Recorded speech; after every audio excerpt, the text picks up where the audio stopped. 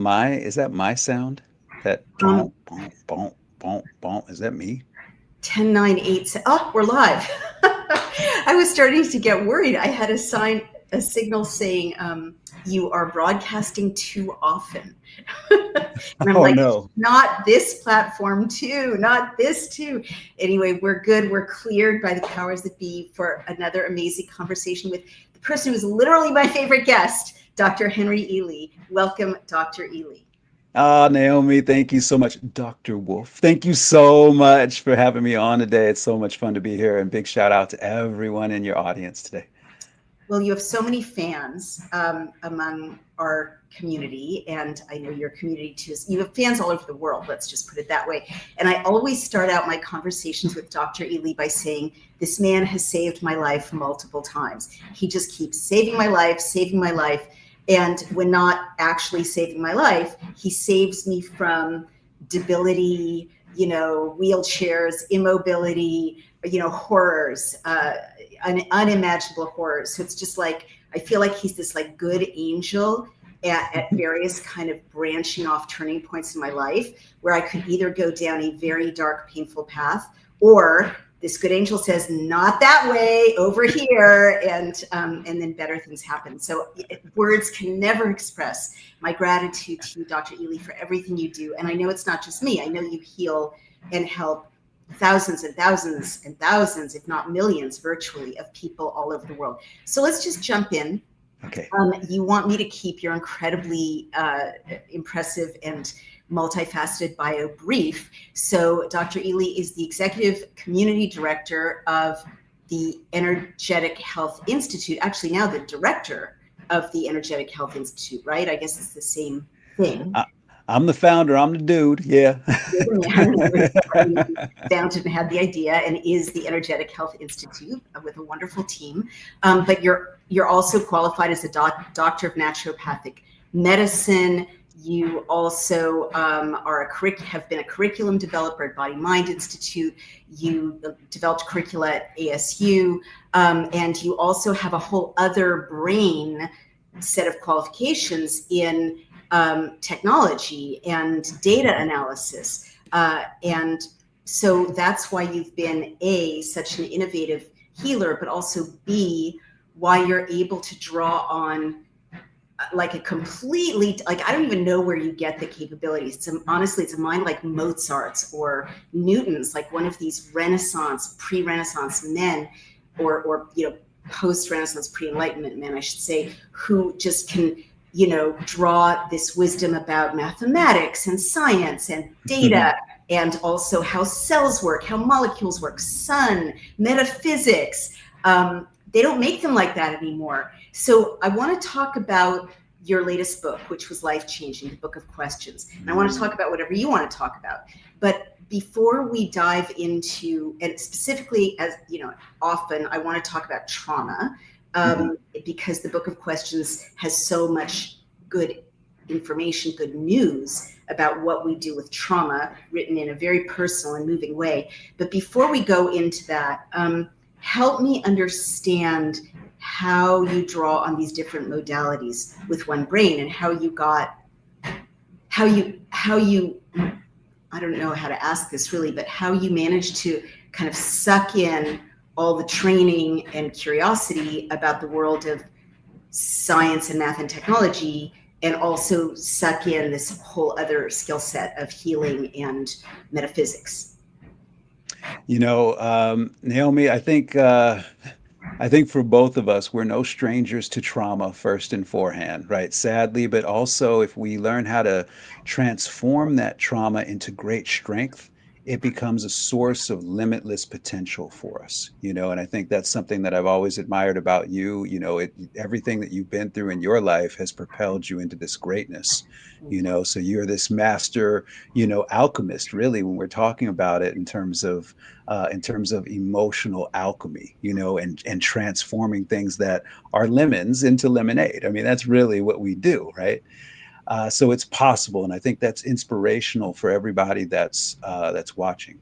My journey into that skill set has really been facilitated by more than anything else, meditation. Hmm. Everything that has I teach at the school, it's come from. You should go into my meditation room right now. There's papers all over and books all over, and I've learned how to breathe into a stillness that allows me to tap into the consciousness all around us. And I think this is what the Greek and the Egyptians and Hmm. some of these ancient um, cultures that we really, and of course the Chinese and Japanese, some of these ancient cultures that we really revere for their knowledge. I think they all had one thing in common. They were learning how to breathe, and especially breathe in nature, stay grounded, get that wonderful sunlight, get access to all this information that's literally around us at all times by learning how to be calm and to be very still. Ask a question, and then what we do with the book of questions, embrace that first thought from our heart, that we know intuitively that is the right answer for us. Think about it like this, Naomi. We've taken plenty of tests in our life, right? We've taken like all those multiple choice tests and stuff like that, right? How many times did we change an answer and second guess ourselves, Hmm. and then our answer was wrong? We were right the first time, right? Right. It's really that goes on, and so for me it becomes this simple idea for everybody. The book of questions, and I think you'll appreciate this as an author, Naomi. The book of questions was written in about 9 days. Oh, wow. That entire see, that's the correct look. If you've ever written a book, you know what that means. It just came out. It was You know what I challenging. mean? Yeah. Right? It's channeled. So it's a really special book that I get to tell some stories, but I get to tell these stories not from a standpoint of, hey, look at me. I get to tell these stories with the understanding of what stories really do. Mhm. Stories spark memories of our own personal stories. When we hear someone else's story, we think of our own stories. They come right up.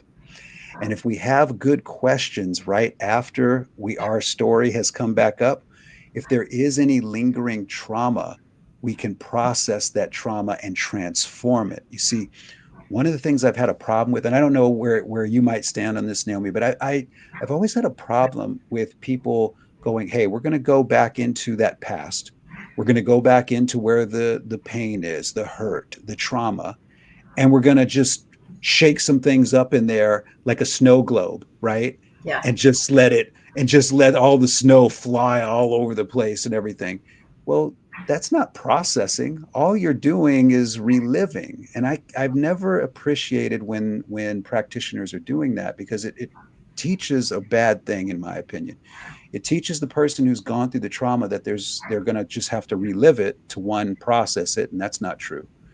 But it also teaches them that it's going to take this long time to do it. Right. And it's not true either. It just takes a moment. It takes a choice that we make that, okay, something bad really happened to me. I experienced pain. And maybe I made this choice to turn it into trauma. And maybe I fell for the seduction of becoming a victim to it as well, which is very dangerous, Mm. right? Mhm. But there's a road out of there. And that road out of there is the choice that we make to say, I'm going to transform what happened into a source of limitless strength, because I'm still here. I'm still standing. So clearly, I'm strong enough to exist, even having gone through that crazy thing that I went through. So Wow. that's where the book of questions came in. This is kind of unbelievable to me, Dr. Ealy, because literally you're stating, and I know you said this eloquently in the Book of Questions, but you're saying something quite heretical in our culture. I That am. that don't make a meal out of your trauma. It's not your identity. Don't make an identity. Don't extrapolate an identity from these traumatic events. I mean, that's so controversial on so many levels. Political, identitarian, and even like Freudian, and the whole psychoanalytic project kind of vanishes or transforms, if we listen to Dr. Ealy. But I just want to tell you how weird the universe is, because as you know, I've been in some pain and had some mobility problems with an Mm-hmm. issue that you've been helping me with. involving, limping and spina bifida and all these things. And I went to a new body worker yesterday, and he literally started not yelling at me, but being very stern with me and Okay. saying, like, all these people are just not you, right? But all these other people I'm seeing are just telling you, process your trauma, deal with your trauma, relive your trauma, and it's not helping you. Your trauma is not that important. And like not that it didn't happen, not that it was okay, but that you can, let it be, and that it's dangerous. He was saying it's dangerous for your nervous system Yes. to to dwell, to live in the trauma, because my nervous system was on high alert, high alert, high alert. Right. That was related to my chronic pain. And like literally since he told me that, and just now since you told me that, I've been feeling so much better. So can you talk about chronic pain in relation to, like, say more about this, about what you just said, because I know, it just kind of came trippingly off your tongue, but it's a deeply radical Jesus-ish thing to say about our worship of being the victim of trauma, right? Right, right. Well, I'm so glad that this serendipity is happening for you right now, right? That's a great thing.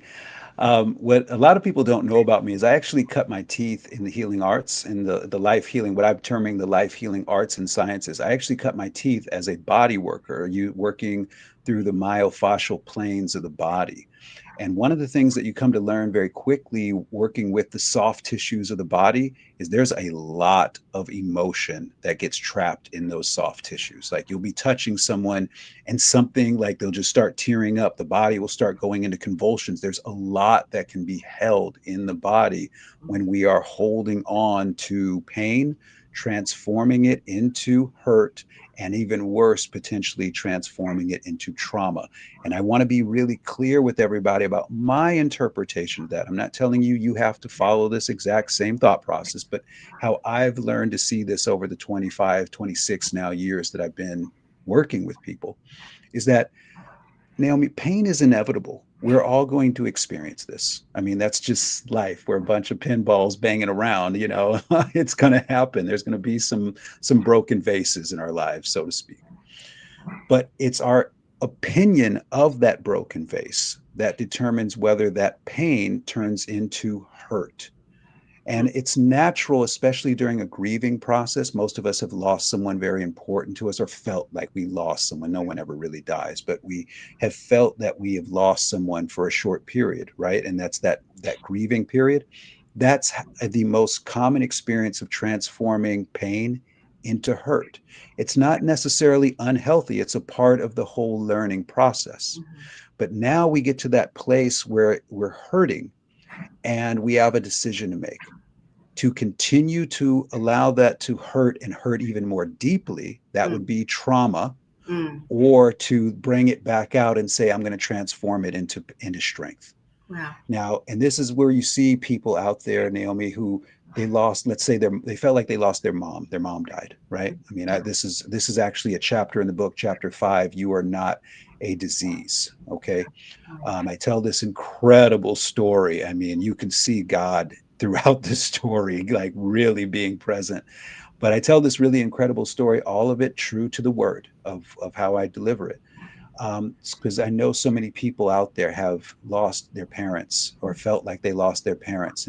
And like I think of my sister right now, and I love her dearly, but ever since our mother passed, she went through the grieving and then she turned the hurt in that grieving process into trauma. She Oh, never let her mother transition. Her mother has always been this great loss. Now, we're talking 20 years wow. of this, right? So now it's turned into her being a victim. It's turned into her being um, a person that is traumatized and now identifying by that trauma. You know what I'm saying? Now that becomes very dangerous as an identity because we really want to champion the identities of success. We want to champion the identities of compassion and of love, that these are better identities for people and to adopt as who they are rather than adopting, I have the right. Because what are we seeing in the world right now? It is a badge of honor to be a victim, and that's Totally. preposterous.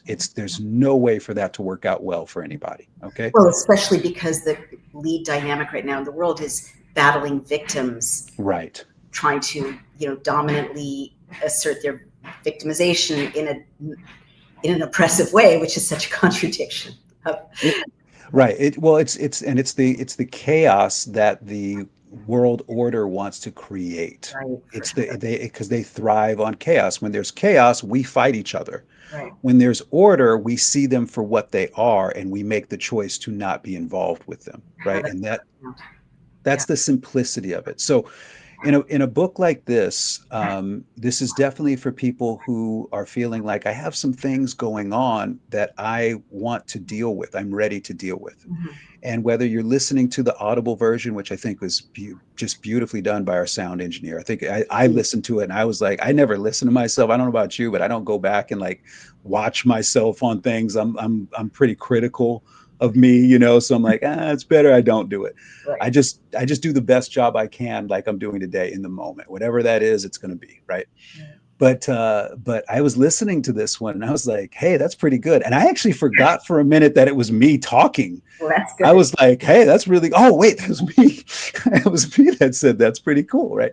Yeah. But the idea is really this: we have a choice. Mhm. And this is the overarching theme throughout. We have a choice we get to make. And this is in all aspects where we're talking about identity. Of course, I have a chapter on identity. Mhm. Whether we're talking about something that is very important for all of us, this learned fear of death. Mhm. Like that's Right. preposterous. It's Right. going to happen and it's nothing to be afraid of. You Right. know what I mean? Like this is ridiculous that we've even allowed this teaching to be Mhm. adopted on any level. Mhm. And it's when we give up that fear of death, when we understand that no one really dies, when we understand that we have the power to transform any of that pain we've experienced, and you're going to experience some pain, Mhm. but when we have the power to transform that into strength Mhm. for ourselves, that everything starts to shift for people. Mhm. Instead of them going, I got to go and talk to another therapist. I got to go spend another $10,000 to have somebody help me snow globe my life again and just shake it up, Right. right? Yeah. Right. I can now just look back at these experiences and look at them for the beauty that they are, that it was painful in the moment and that I made some choices after I experienced that pain. But Mhm. now I'm a little bit older. Right. Now I'm a little bit wiser. And what I'm accepting more than anything else is my power to transform that into what I need it to be for me. I've worked with so many women who have been sexually abused. Naomi, it was something that just showed up in my life. Like my Mhm. whole practice for years was just working with women who had been sexually abused, women who had been physically abused, and some men who had been sexually abused. Like that happens too. Let's not act like some of these things don't happen. Sure. And of course, when does most of this stuff go down? When they're kids, right? And it got to a point, Naomi, where I was like, is there anyone walking around that hasn't been like sexually abused or physically you know what I mean? Like I Yeah. just wasn't seeing anybody like that. And I think what I came to learn is that people are far stronger than they give themselves credit for.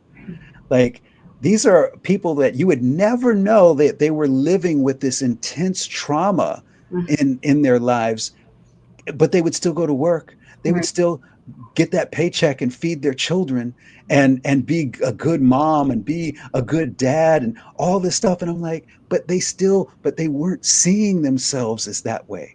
They Mm. were still seeing themselves as this broken person that was just struggling through to do these obligations. And it Right. was like, well, we can change that. All right, that's certainly possible. You can be that person if you choose to be, right? Mhm. But come with me for a little bit and let's go on a little journey and let's go look at your life standing over here now and Mhm. look at it from a different perspective.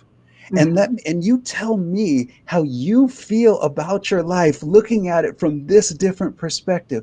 And now you get to choose, do I want to stand over here and look at it like I've always done and see myself as a victim, or do I want to go stand over here and look at it from this other perspective and see myself as a strong person who can use that experience to make my life better and everyone else's life better, because that's possible too. It's a choice that we make. And this is what gets so exciting about the healing process, because now it's something that every time you think about it can be this thing that breaks you, Right. becomes this thing that just fills you up with, yeah, I can do this. It maybe even makes you a little feisty sometimes about life, right? But now you're going to be free. And here's where it shows up, Naomi. This is, we just did this activity in my detox class last weekend, and it was eye opening for me, totally eye opening. I took all of my students through a compliment exercise. Can I play with your audience right now and do Sure, this with sure. them? Okay. So how you receive compliments is indicative of how you will heal. If Wow. you receive compliments very well, you will heal very quickly, Wow. okay? Mhm. Because you're accepting this other idea of yourself that's beautiful and better, okay? If you don't take compliments very well because you're a very humble person and you definitely want to be like, I'm not narcissistic, right? You want to be that. Mhm. Well, that's a sign that you're a really good person, but that what you're doing is you are preventing and blocking healing energy from coming into you. Okay. So here's the idea, and this is the activity. The first part, everybody listening, is that you're going to write down a compliment for yourself.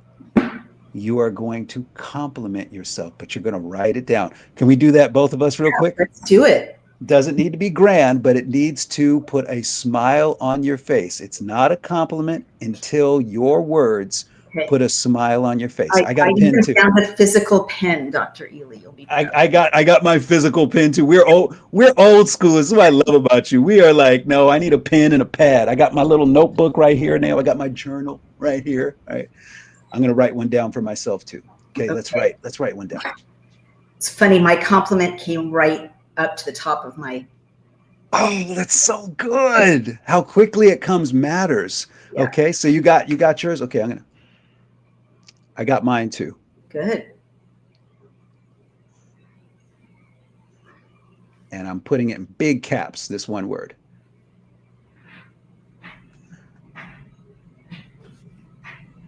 Okay, All I right, got everyone mine. do this. Everyone listening, this will benefit you. I promise you that following Dr. Ealy's advice about literally everything is the smartest thing you can do.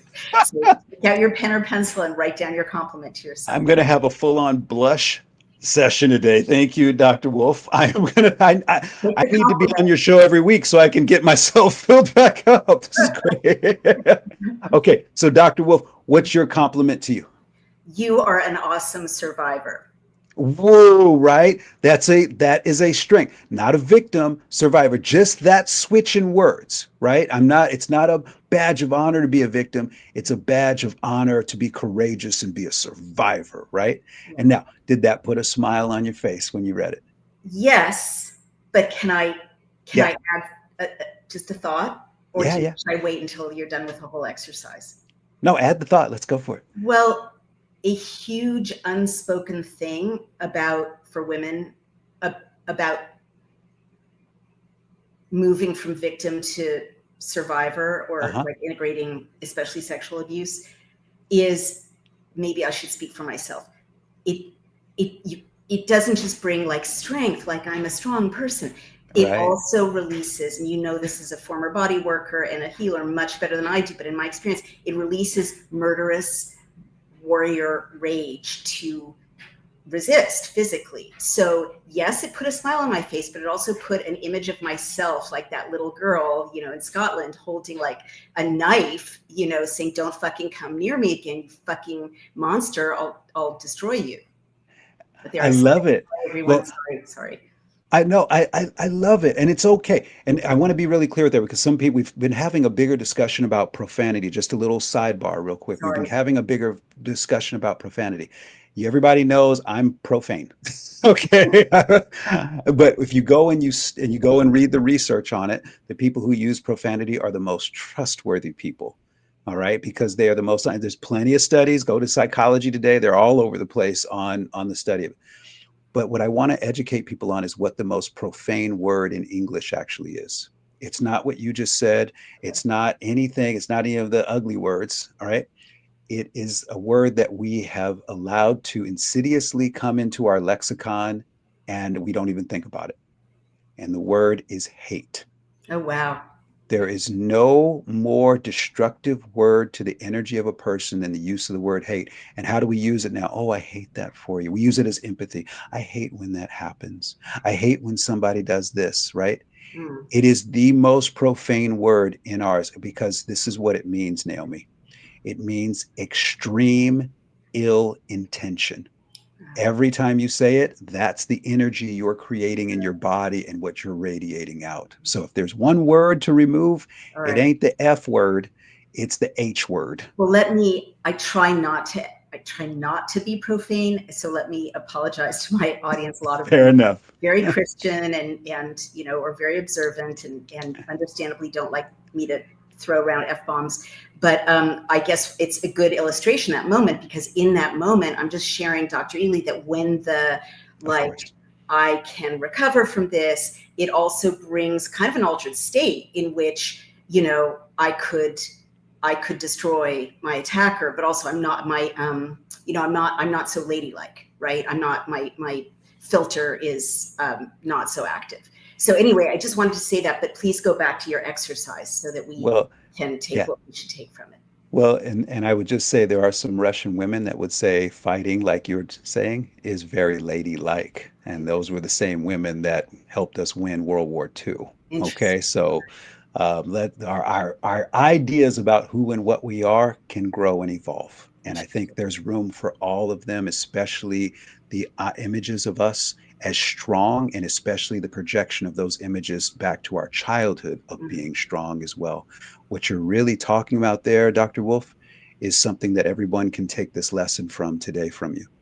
Authenticity is where Hmm. power can be found. You have to be your authentic you, whatever that authentic you is. Thank you. Okay. Okay. Now, let's take that. Mine, I'm going to give you mine and I'm going to tell you why I do it like this. Mine is Dr. H, you are an amazing teacher, right? And I put That's true. amazing in caps, right? It's true. And it puts a smile on my face. It's like, yeah, all right. But here's the trick. I have a hard time receiving compliments. It's something I'm working on right now and being more gracious, like, oh, thank you. That's really sweet. I appreciate that, right? Most good people have a hard time receiving compliments. And that's why it's difficult for us to transform trauma into strength, Wow. hurt into strength. Hmm. Okay. Hmm. So, what we do is a little trick. And I want you to do yours again. Instead of saying you are, I want you to write either Dr. Wolf or Naomi, however you talk to yourself as if you're a third person. Okay. And now read the quote again. Out loud. Yeah, please. Okay. Naomi is an awesome survivor. Now, did that feel the same or any different for you? Better. Felt a little. Less murderous. Right. Well, and why? Because we can accept things when we hear them as if they're coming from someone else. Oh, wow. Nice. Nice. Right. You're getting the acknowledgement that maybe you didn't get from somebody that you needed to get that acknowledgement from. That's what putting your name in there. So, everybody listening, now rewrite your quote, but rewrite it with your name in it. That's cool. And what we're teaching you how to do is how to talk to yourself Mm. in a very loving way. The better you get at accepting that, like you did, it felt better. It was easier to accept. Yeah. The faster you are teaching your body how to heal, and really, Wow. how the faster you're teaching your life to heal. That's what the Book of Questions does. Amazing. Can I ask you more questions about the book? Yeah, of course. Well, in the comments, you guys, let us know if you wish what that exercise brought up for you. I already feel kind of more integrated. So I think it's a form of magic, which brings me to what I want to say about the Book of Questions, and why I want everyone listening to immediately order it, whether in audio or in text version. I can see that listening to it in audio while you're going for a walk in the woods or driving your car would be an Mm-hmm. incredible experience. But I'm not surprised to hear that you wrote it in 9 days and that it was effectively channeled, because it does have this quality of being both a human story written by a person and a Mhm. piece of magic or a dream, something transformational, or like a good spell almost. Yeah. And I can't really explain that. Poetry does that, right? But I Yeah. remember thinking as I was reading it, like, I think I may have said this to you off camera, but I often dread getting manuscripts from my good friends, because not everyone's a beautiful writer, and I was so delighted. There's every reason I would have expected you to be a beautiful writer, but uh, I was so delighted from the very first page that you're such a beautiful writer and such a natural writer and such a clean writer. Like, and that's why it feels so pristine. There's not an extra word, I feel, and you really like bring the reader into this journey. And your structure is so beautiful. You're on a train, but also there are flashbacks, and it's a series of lessons, but it's taught and told in such an organic, compelling, really page-turning way. So everyone order it. But here are two questions. One is, there's almost a kind of, again, allegorical or magical Mhm. dynamic in the book between kind of a very good woman, your grandma functions, as I recall, as like this prototype in reality, of a very, very, very good woman on so many levels. And Mhm. then there's your, I guess, first wife or former wife, who functions as kind of the antithesis. And you write about her awfulness in a very compassionate, respectful way, which is quite a feat. But can you talk a little bit about that? I mean, am I making too much of that? It's like, it's almost, it's almost Jungian, like it's the bright feminine and the dark feminine. Oh my goodness. I'm so glad that you picked up on that. And this is why I'm so looking forward to this. I get to talk with a fellow author who I have so much admiration and respect for, and who I love the way that you are so eloquent, and how because what we're doing is we're weaving spells like you're saying, except the spells that we're weaving are blessings, right? When we talk, right? Oh, I'm getting chills. Yes. Right? So yes, that was a definite intention in the book. I wanted to show the many different aspects of women from a male perspective. Mm-hmm. And I wanted to be able to have this underlying current of what a woman can be, or what a woman could be, and to create that. So yes, my grandmother certainly is that archetype for the epitome of what a good woman is. And there's actually the story in at the end, exploring your existence, in that chapter, of her and of my communication with her after she's passed. Mm-hmm. Like I Mm-hmm. said, no one ever dies. Right. And so it's this really beautiful opportunity, because to me, the healing of our world is going to be because women decide that it's going to be healed. I mean, I'm going to tell you, men know how to create destruction, women know how to create life. Mm-hmm. Women are going to be the ones that are going to decide what our world is going to be. And so if we share these different choices that a woman can make about who and what she can be, my belief system in my knowing at this point is that women are going to choose this light, upper level archetype, knowing that it's possible. I didn't say it would be easy, but that it's possible to do it. But in order to get there, we have got to be able to transform the hurt and the trauma into strength, because you can't get to this place until you've learned how to do that.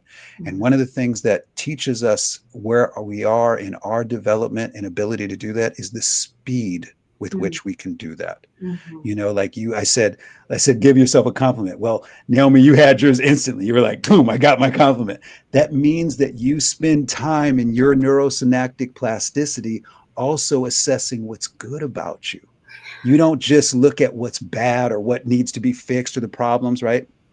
And our society trains women, especially at motherhood, Mm-hmm. to only look for problems, only look for things to worry about, only look for things that aren't good, Mm-hmm. and with the intention of it's your job to fix them.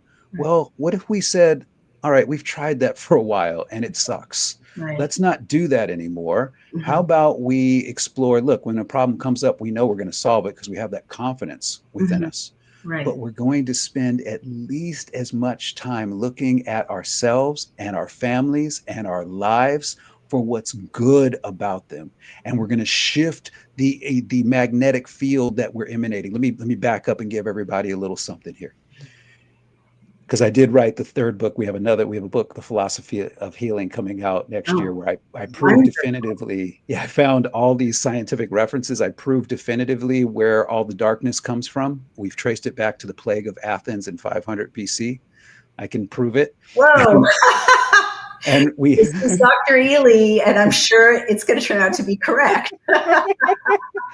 and but more importantly, we prove, Naomi, that we are indeed beings of light. We have scientific evidence that confirms this. It I is. love this. So that's where I take it. And again, but it takes us back to the choice. Mm, We can go in that darkness, or we can be what we are, and okay. that's the choice. Right. So getting back to this point, though, um, it's so important. It's so important to make this important choice of what we want to be, to have, and to need that. We need to have these role models. We need to be able to look at these archetypes. We need to be able to go, okay, this is a possibility. This is a possibility. Mm, Which one feels right to me? And to know that is you're asking questions of yourself. mm, And I say as your heart's first thought, and mm, you're learning to listen to what that first feeling is. It's the heart's first thought, but that first feeling is, and then to go with it implicitly. That's the mastery of your life. And so what you've done is, because I can know from having worked with so many people, that was a process for you getting from the trauma and the experience of all of it into the transformation of, okay, wait a minute, I'm going to spend time thinking about what's good about me and my life and mm, all these things. And then what happens is that you are a being of light living in an electric body designed by God to heal itself. mm, Well, what happens whenever there's electricity is there will always be a magnetic field. And in this case, we call this an aura. mm, So when you change and make a different choice about how you see what happened in your past, when you choose to no longer be traumatized, but instead to be strong, survivor, mm. when you make that choice, everything shifts in your electricity. And because of that, everything shifts in your magnetic field. Wow. And what's so important about that is that your magnetic field that you radiate all day long is what interacts with God's divine design, what we call the universe. And Wow. the universe is created to work for you. So the only way it knows what you want is by what you radiate. So when you are radiating this love and this positivity and this, I'm going to heal and I am strong and all of these great things, I am going to be the woman that creates the strong family. I am going to be the woman that creates the healing. I am going to be the woman that brings love, logic, and light into this world because I am charged with bringing life into Mm, this world. mm, When you make that choice, now your magnetic field changes. mm. And when your magnetic field changes, like attracts like in spiritual physics. So now the universe goes, oh, I know what you want that. And it Wow. starts bringing you more of that. And now your relationships change. New people start coming in that were really walking towards you for a long time. But now they start, and all of a sudden you're like, I have the perfect life. Wow. I have a great man in my life. We have a great family together. We do the, and now all this stuff starts coming together. Because what have we heard, Naomi? I know you've heard this. How many women out there are saying, I can't find a good man, Yeah. right? Yeah. It's Yeah. out there. Wow. So how do you find a good man, ladies? By becoming a magnificent woman. Wow. And that can only be achieved by you working on yourself and clearing out these hurts and these traumas, transforming them into strength. And then that strong man will show up. That's how it all works. This is amazing. I mean, again, it resonates, up and down the layers of the universe. I mean, one thing I thought of when you were speaking about how we choose how our choices affect our magnetic field, which I'm thoroughly convinced about, but I can't wait to read your proof so people can stop going crazy, among other things, is that, I feel right now as if the world is separating into two dimensions, Yeah. right? And I keep thinking about the sheep and the goats, and like people seem to be choosing one thing or another, and that's what the task of the last 5 years was. But people who went this way in my life that I see, they're more and more and more unrecognizable to me, and I'm sure I'm more and more and more unrecognizable to them. So I just wanted to say that. Would you? And then my friend Aura said maybe we're living in, Aura Nadrich, the wonderful mindfulness expert, said maybe there are two dimensions that are open now on this planet, and that's sort of what Jesus was saying. Like, the kingdom of heaven is near, meaning right here, and also maybe hell realms are right here. So Mm-hmm. would you respond to what I just said? Is it gibberish, or does it make sense, or is there more? It makes sense. And if you look at what's going on in Geneva, Switzerland right now with CERN, they're attempting to open another dimension. If you look at what's No. going on in South Dakota and six miles underground, they're attempting to open up other alternate dimensions here. Why? Why? It's because there are psychopaths on this planet. That's why there are psychopaths that are under the direction and dominion of evil. That's just what it is.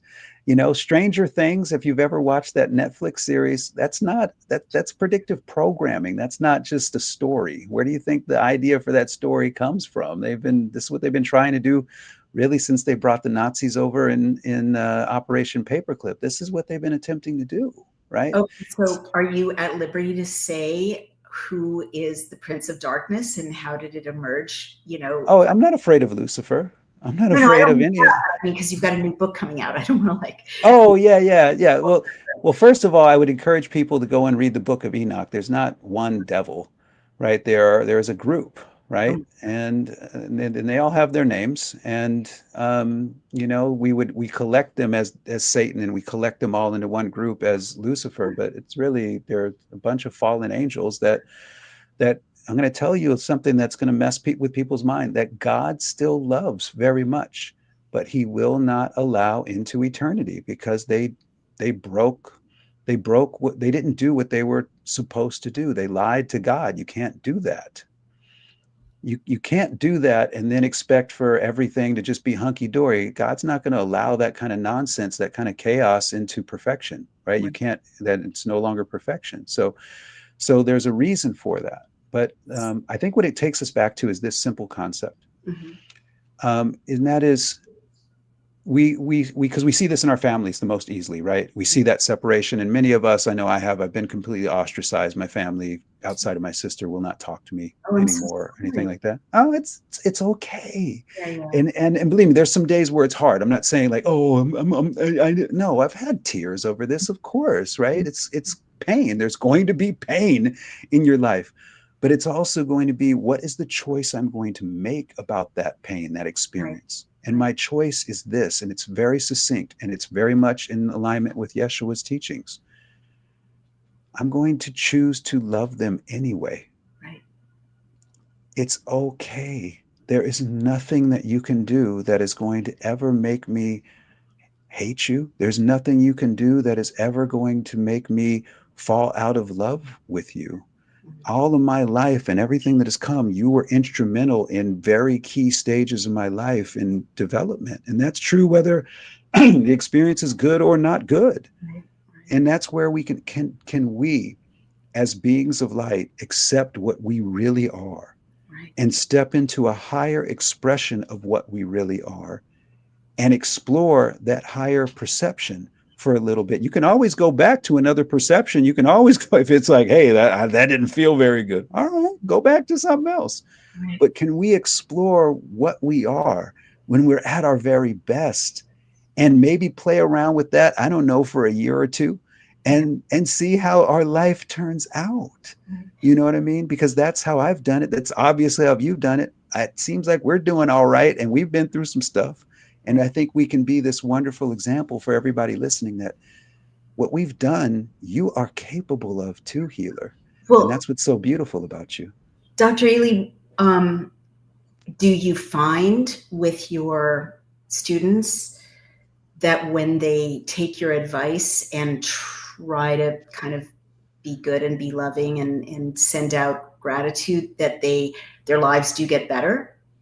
Absolutely, we do it. That's pretty much across the board. Although I will say this, Naomi, sometimes it's a fall on your face the first time you experience that you're kind of getting that little test to see if you're serious about Interesting. what you believe in. Right, And right, that's okay too, because we've all had those moments too. Like even when we get these most moments today where you're like, okay, like there's some people I'm going to tell you straight up, I don't like, and I'm not bashful about telling people, because anything I say publicly, I would say it. If either I would say it or I have said it to the people directly. I right. always make sure the person hears it from me first, so Sure. it's not some shock, and I'm not talking behind somebody's back. Right?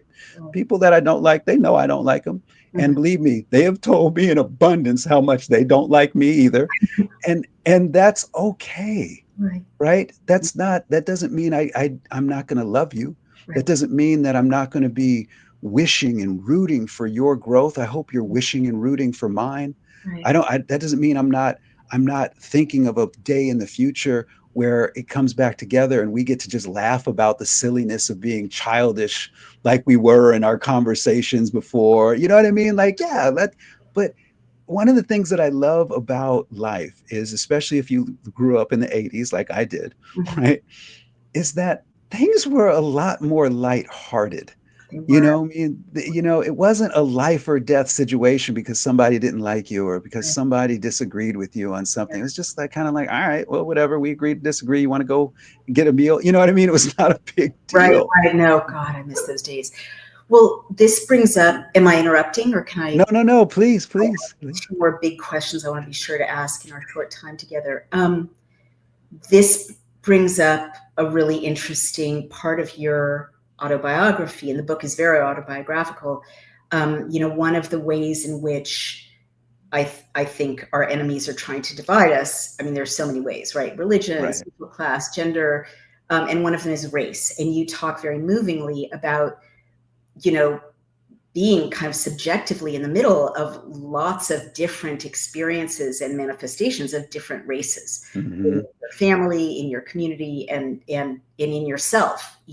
And can you speak to that, or is speaking to that just feeding the beast? No, no, I love speaking to it. I don't look like most people, you know what I mean? And that's always been a very interesting experience because we are trained by this same cult to look for who we see as the same, you know. Mhm. And so of course the easiest for all of us is, does this person look like me? And that's how it was. And some of that might have been trained just by, the growth of humanity. You're always going to be around people who look like you, and then you come across people who don't look like you, and of course they're weird, you Mhm. know. Right. But there's this hatred that's been taught about that difference, and it's preposterous. The only thing that separates us on skin tone is the expression of melanin, which is one amino acid, tyrosine. It's ridiculous that that's how we separate, or we've accepted separation of ourselves. So what I'd say first is that wherever you see polarity, wherever you see, these oppositional things, that's a simple divide and conquer playbook by the cult. Totally. Okay, so you just go, okay, I'm not going to play that game anymore. What was very interesting for me as a child, Naomi, and thank you for bringing this topic up, was there was a point in time where I wanted to be all white. There was a point in time where I wanted to be all black. And in both of those experiences, I wasn't exploring that I just wanted to be me. And so it took me away from me. It put me in a situation where I needed to look external for acceptance. And, and that's its own journey. And I went on it. But ultimately, I found a better journey. Mhm. And that journey is the acceptance of me and my relationship with my creator, Mhm. right? That's where there's safety and sanctuary. Mhm. And that's where it doesn't matter what somebody else Right. thinks about me, as long as God is good with me, as long as I'm doing things that I can go back to my father and go, all right, I hope you're proud about that. You know what I mean? Like that's more interesting to me than this social how we look and everything, which is so ridiculous. We put so much on our sexuality and so much on how we look. Yeah. And it's really, we don't spend nearly enough time on the beauty living within, Right. you Well, know? when you're So sorry, may no, I never yeah, want to. please. No, please. No, please, please, please. As you're speaking, when you were talking about women and their self-talk and their importance, and now talking about how preoccupation with race or sexuality blots out our learning about ourselves as Right. incomparable individuals, reflections of God, children of God. It really makes me think that the cult, as you put it, what did they go after? They went after women. What is a woman? They went after women being grateful for men. Like, I see these TikTok memes and these Instagram memes. They're aimed at making women insufferable to live with, but also being very critical of men. Like, I've got a checklist and he's too short and it's an ick, and like on and on, nothing about like, be grateful, be nice to him. And he'll be nice to you. And then all this stuff, which is just poisonous on my feed. And I don't know why it's coming up on my feed unless it's coming up in America, but, racial antagonisms, Jewish Christian. Right. And Ugh, you're making me think the same people who are opening up a portal to hell on our planet, probably all this stuff just distracts us, if what you're saying is something I'm understanding, from connecting for real with ourselves and others and the power. exactly. Is that correct, what I just said? One, beautifully said, and 100% right. Because now what we're doing, we're going through the feed, right? And every time we see something, it hits us. And we're like, oh, and now we have an emotional response to that. And a lot of times we will, "Ah, da, da, da, da, da," and I have to type it out real quick. And now I haven't given any thought into why did that shake me? Mm, mm, I gave thought into it being wrong, and I know what's right. right. Yeah. Well, how do you know that if you're not going within and checking in first? Yeah. Right? There's something that's very interesting about people who meditate, Naomi. They never complain and they never argue. Oh, wow. How nice. All right. So whenever I have somebody complaining or somebody arguing with me on something, I know instantly you're not meditating. Even if you're a meditator, you haven't been meditating in a while, and it's not a judgment, it's just an observation, right? So what they're doing is they're like, here, let me give you opportunities to hate Mm, each other. yeah. Because when you hate each other, and that's the spell they're casting, that's when you hate each other, now there's division, now there's conflict. And with conflict comes chaos, and with chaos comes Mm, distraction, and with yes. distraction comes their ability to rob us blind, like they've been doing our entire lives. Yeah. And then we look up and we're like, how did we get here? Well, we got here because we took the bait. And what we're telling you, both of us right now, are teaching everybody listening, is you have a choice that you cannot take the bait as well. Mm-hmm, mm-hmm. And in order to be Yeah. strong in that choice, Mm-hmm. we have to be strong within, be like to recognize when we are taking that bait and going, you Yeah. know what, that doesn't make me feel good. I'm not going to do that anymore. That's beautiful. I mean, I had understood the tactic of division pretty much, Hmm. but when you point out that it keeps us from ourselves, from knowing ourselves, that's a whole new level of awareness. Well, now here's another pressing question I had from the Book of Questions. And we've got a very interesting an interesting, like, we're making a difference, Dr. Ealy, Yeah. because there's a Tylenol spokesperson in our comments. We'll get to that. But when you were, going through the very moving section in the book about being a body worker and Yeah. talking about the fascia, I don't know if I'm pronouncing that correctly, or Yeah, that's correct. Yeah. muscles and the connective tissue. First of all, that's literally the first descriptive writing I've read about being a body worker that is meaningful and compelling and explains what's happening, at least in that modality.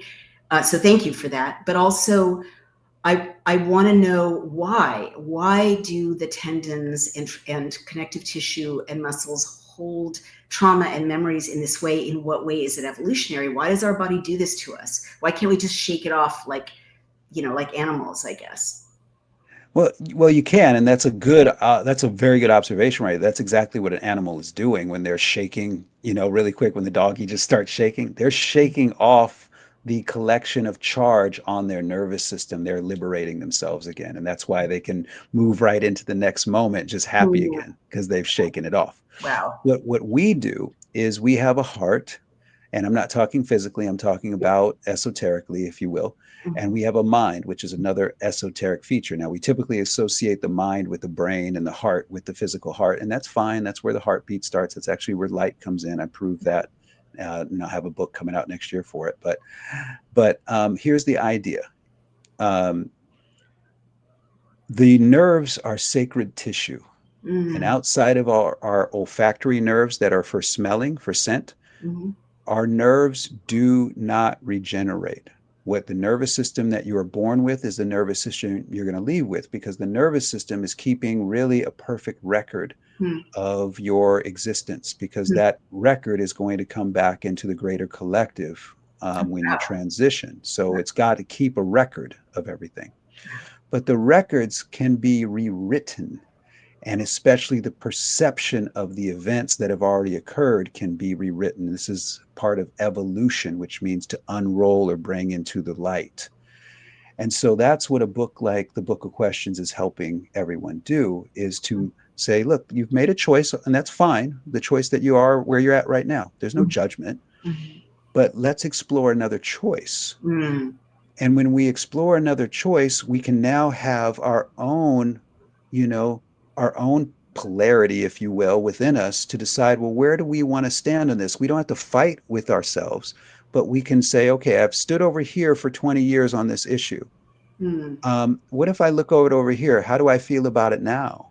mhm, Oh, I like the way I feel about it over here. Okay, well, why don't you spend a year or two over here and see if mm, you still like it? You can always go back, mhm. but your what you feel about your perception of your existence is what your nervous system is going to maintain, because when we go into life review, Mhm. that's where all of the records are going to come back up. You get to Oh, watch your whole thing wow. going through again, Wow. right? So that they upload to the Akashic records essentially? We're talking about the Akashic records, Oh yes. my goodness, that's And yes, they amazing. do. And yes, they do exist, whether they're called the Akashic records or not, who knows? But yes, there is a central place for the information, for the sharing of gnosis and growth. Um, I believe it, but what's the point? Like, why does God need our nervous system to It's record? not for God, it's for us. Okay, but we need it. We need it. Well, and we don't know. We don't need it. There's no obligation to even upload if you don't want to upload. It's an opportunity to share your experience, because a wise person learns from their mistakes, and an Mm, even wiser person learns from the mistakes of others. wow. It's sharing gnosis, because the thing we have to really take into account, Naomi, is eternity is a really long time. So you need to have things to do, and this is something to do. Okay, well, that you're ending our time together with a giant question being begged about reincarnation, but I guess that we'll have to save that. I'll answer that quickly. Every major religion, including Christianity, Mhm, speaks of reincarnation. mhm, Every single one. It's mhm. just Christianity is the only one that doesn't openly talk I see. about it. They only relegate it to Yeshua's resurrection. But it still Wow. is technically reincarnation when you understand what every major religion is teaching. Why do you think Christianity is the only one that doesn't? I thought they used I to can because it's written I can out. explain that very easily. Okay. The cult absorbed Yeshua into itself and transformed. That's why they removed specific books from the sacred text. That's why they transformed his image into what it has become. And that is not the original intention of it. That's not what Yeshua was teaching. By and large, they've bastardized his teachings. Whoa. Well, you're that's a bombshell, and people will have a lot of questions about that for sure. I imagine what you're saying is they directed everyone's attention to a suffering, dying man on a cross as opposed to a living, loving teacher. And I'm sure you have other examples, but is that what you mean? What the cult cannot kill, they absorb. Interesting. And that's how they have been able to maintain power for over 2,500 years. It's very depressing. Wouldn't you have thought that Yeshua's power would be enough to overcome their effort to absorb him? It already is, and it already has. Checkmate, metaphysician. I just love talking to you. I can't believe our hour has sped by. You've answered all of my kind of top of mind questions, but I really, before I let you go, I just want to tell everyone you have to get this book, The Book of Questions by Dr. Henry Ealy. I can't describe it properly for you to get it. It's really one of those books that you have to experience by reading it, sharing it, giving it to your loved ones. It'll change your life. It'll make things better. It made my life better. It gave me strength. I just can't stress enough. I rarely tell you to go buy books, honestly, because there's so much nonsense out there, but this is one you can't miss in this lifetime. Dr. Ealy, what's the best website? Is it Amazon? Because we want to get it right up. Yeah, we're going to be, we have all the platform, we have all the availabilities on Amazon, from Audible all the way through to the print, hardback, and ebook.